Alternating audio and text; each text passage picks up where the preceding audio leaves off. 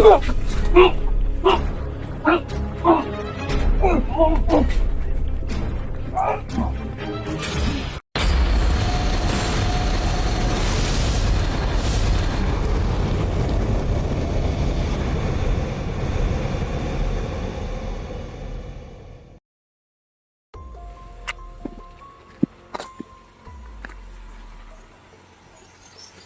yun po mga idol, no? Isa mapagpalang araw po sa inyong lahat. Sa ngayon po andito po ako sa location kung saan dito po tayo magsisimula na maglakbay papunta doon sa pagsagip sa ating kapatid, no? At before po yan, may pinag-usapan po kaming location ni Dansoy at ni Marvin, no? Para doon kami magkita-kita kasi magkakahiwalay kami ng location yung mga tinitirhan namin. Magkahiwalay po kami ng lugar, no? Kaya plano namin nag-conduct na lang kami doon sa isang location kung saan kami magkikita. At sana andun na rin po sila ngayon. Ako po papunta na din po ngayon, no? Doon sa location. Yun. Sa ngayon po ako po yung nagdadala ng cellphone ni Julius, no? Yun nga. Tanging hiling ko lang po sa inyo mga idolis, yung ano lang po, yung pagdarasal, no? Para sa kaligtasan namin at para maging successful din yung mission, no? Ayun nga. Si Master G naman, si Bats, nagbigay na din ako ng information sa kanya kung saan kami magkikita, kung baka may point or baka may balak siyang sumama doon sa pag-rescue sa mga kapatid natin na nabihag, no. Ayun nga. Pero sabi ko sa kanya, pag hindi mo pa kaya, wag mong pilitin yung sarili mo kasi delikado yung sitwasyon mo kasi sa high blood kasi yan Kaya yun. Diretso po tayo mga idol at God bless po sa ating lahat, no?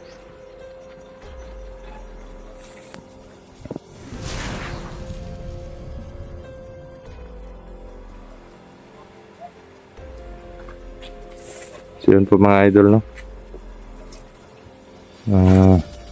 Papunta na po tayo.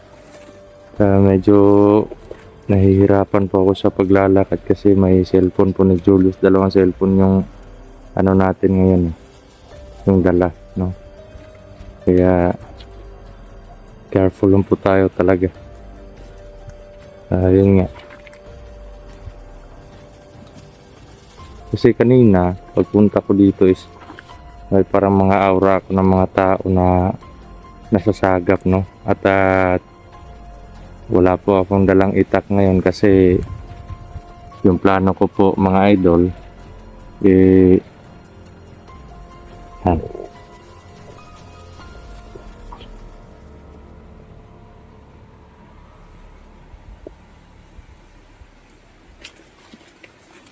yan, hindi po tayo nagdala ng itak ngayon kasi nasira po yung sisidlan niya at maano po ako, baka masugatan pa tayo kung pipilitin natin dalhin yun at talagang naman talaga parang yung sandata ko lang po ngayon is yung mga matitinding orasyon at yun po, before po ako pumunta dito nag-orasyon po ako, nag-usal po ako na para sa katawan ko na kumbaga kung may matatamaan man sa mga suntok at mga galaw natin is maano talaga, hihina talaga yung yung nila, yung katawan, no? Kahit anong orasyon pa yung nila gagamitin. So ayun nga, kahit may panangga sila is lalaban tayo, no? Hindi pwede na manaig yung kasamaan sa kabutihan, no? Kaya forward po tayo mga idol.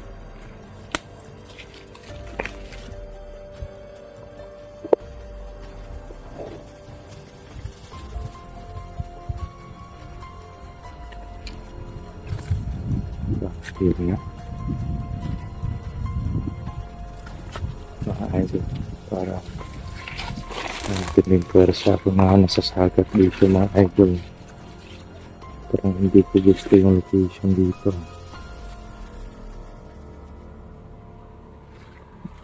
Medyo malayo-layo pa po tayo sa pinag-usapang lugar, no? Kaya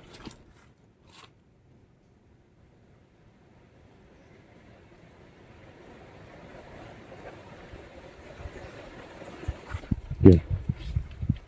Mga idol, may tao po.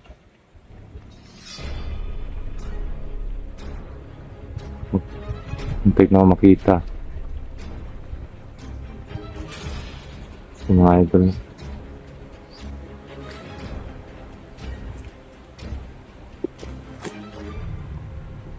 Grabe.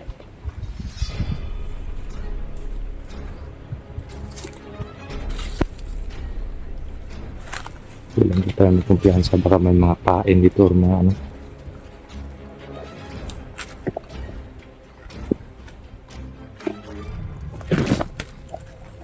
Ako po mga idol. Yan. Isang tao po.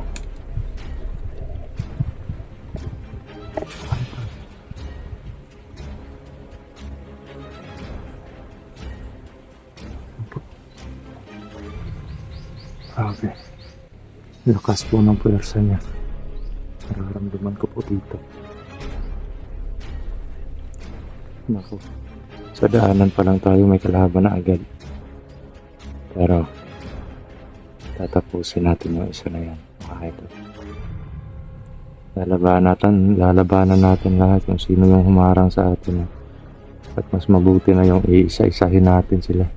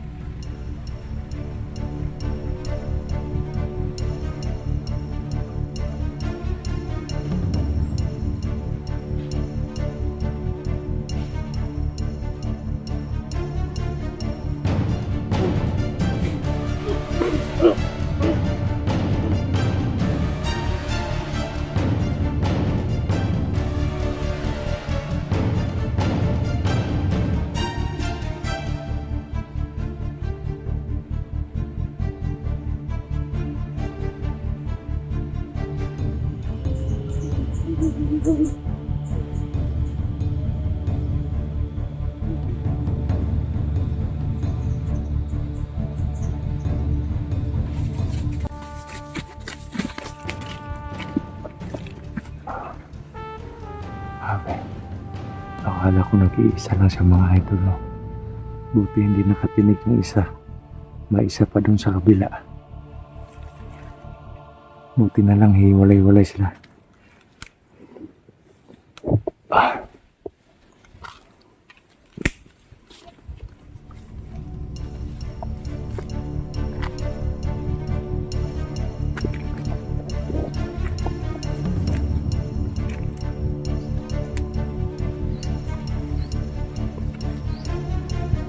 Isa mga idol.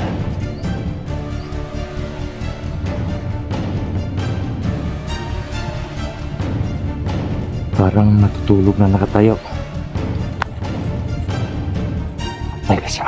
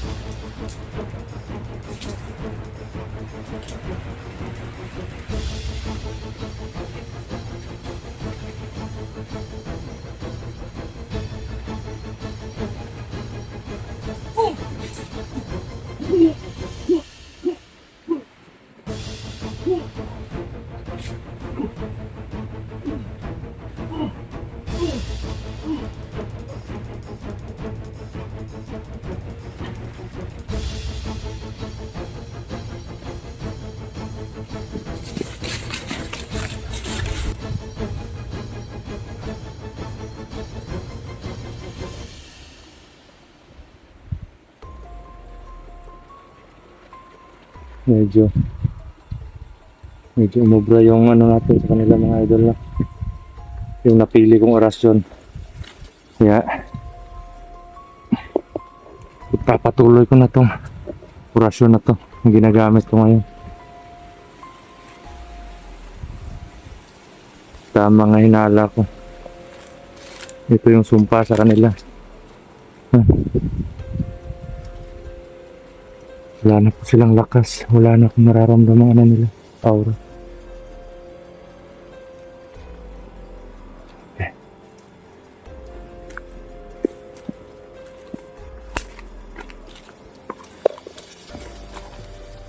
Yun pa. Putik kamay. May isa pa. Grabe. Dami palang kalaban dito.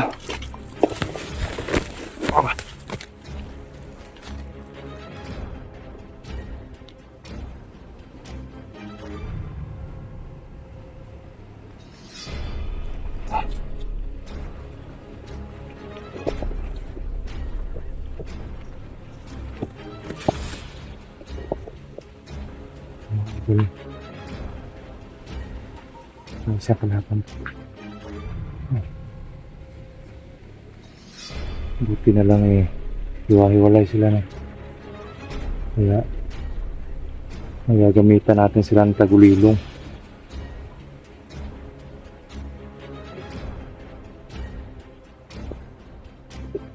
Yun ang isa.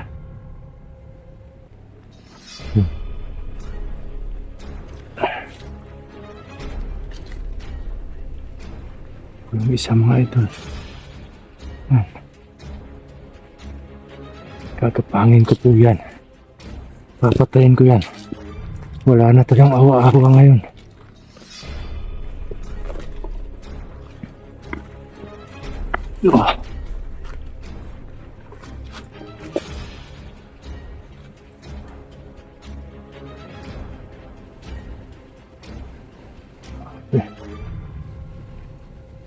Matindi yung aura ng isang to ha.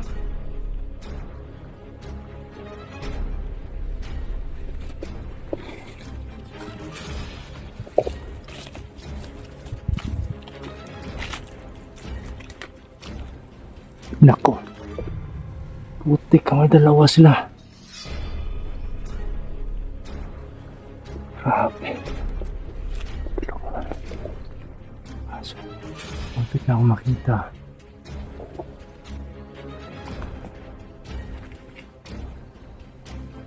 Suka po sila mga idol.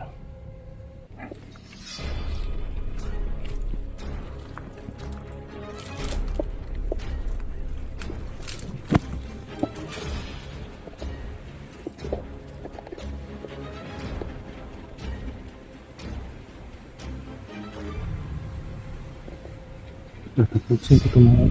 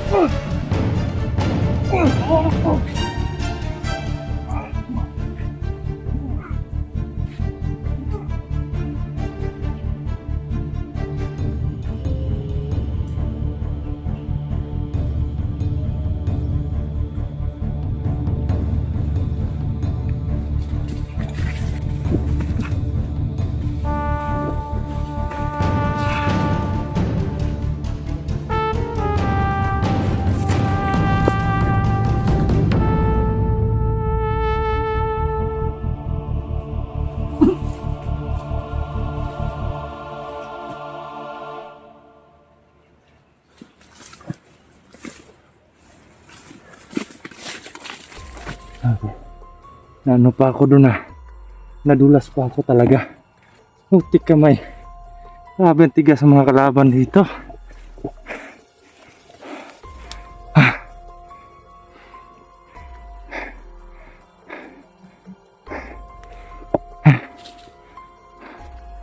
Talagang lalaban yung isa pero baliwala yun. Yung masakit sa akin yung ano. Grabe.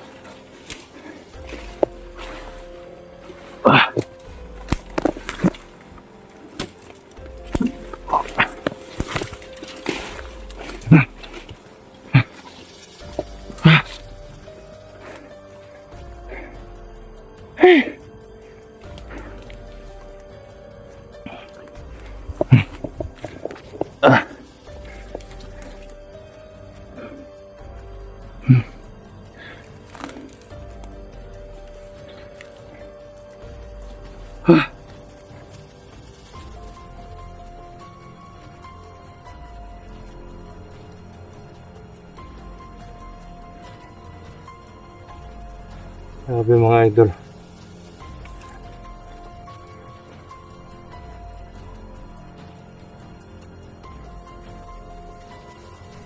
Buti na lang hindi ako napansin yung malaki yung isa. At napuruhan rin natin dyan, no? Yung isa natunugan ako pero okay lang po. Grabe. Ano pa ako doon? Nadulas.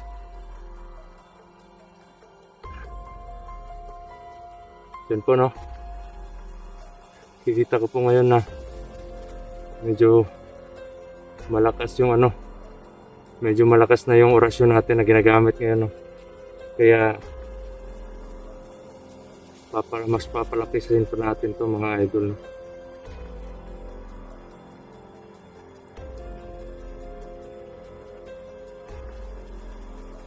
Kasi gabi-gabi po ako mula nung nakauwi kami ni Marvin. Gabi-gabi po ako nag-uusal para lumakas yung taglay natin na yung mga agimat din natin is lalakas pa sila. Kaya yun, nabuhay lahat ng anting-anting natin at pinagsama ko po sa isang anting-anting lang.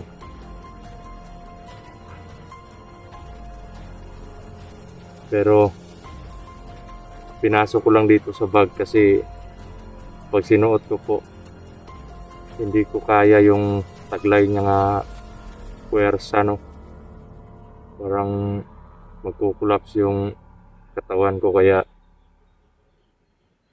pinili ko po nilagay ko lang dito para hindi masyadong sa akin, makapinsala. Kasi sobra yung lakas ng orasyon na inano ko doon. Ayun.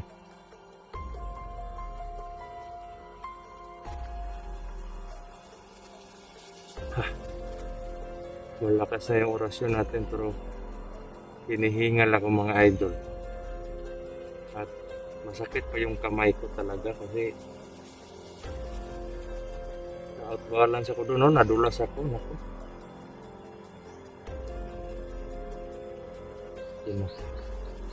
Sinadya ko po na dito muna tayo para titignan ko kung babangon pa ba yung mga kalaban. Pero sa tingin ko hindi na, kasi nawawala yung aura nila eh. Kaya matinding orasyon kasi yung binigay natin sa kanila. At sabi ko nga kay Dansoy, kay Marvin, magpalakas sila ng orasyon. Matuto silang gumamit ng mga orasyon na mas malalakas para hindi masyadong mahirapan sa laban. Kasi bawat orasyon po na nakakatama sa kalaban is parang nawawala po yung lakas nila. Kaya malaking tulong po yun sa pagkikipaglaban. Kaya yun mga idol, kailangan ko po mag-off cam kasi dalawang cellphone yung dala ko eh. At mag-on cam lang po tayo mamaya pag malapit na doon sa location kung saan sila Dansoy at si Marvin. Kaya yun, balik lang po tayo maya mga idol.